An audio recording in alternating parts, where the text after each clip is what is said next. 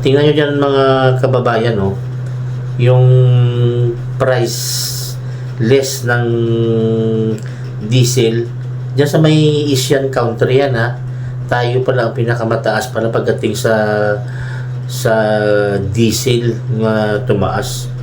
Yan mga kababayan, Asian countries yan. Nandyan, check nyo. Nandyan, tayo ang pinakamataas pagdating sa taas ng gasolina. Kasi ang nangyari nito, pag gira na nabalitaan na gira na, kinabukasan, tumaas na sila ng gasolina nila. Yun. Kaya paldo ang may-ari ng gasolinahan.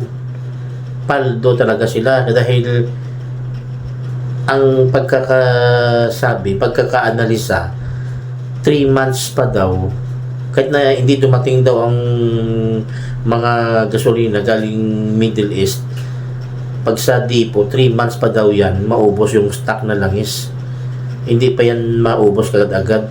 Pero ang nangyari, tumaas na sila ng gasolina habang ang stock na luma, hindi pa naubos. 3 months pa nga daw. Kaya paldo ang kinita nila. Pinagsamantalahan ng mga may-ari ng gasolinahan yung gera. Biro mo yan.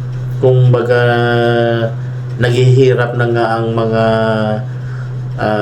taxi driver, tsaka yung mga grab driver, jeepney driver, bus driver, tapos grabe ang pagtaas ng diesel nila. Ay wala nang buhay ang mga driver pag ganyan, dahil pinagsamantalahan nila ang gera.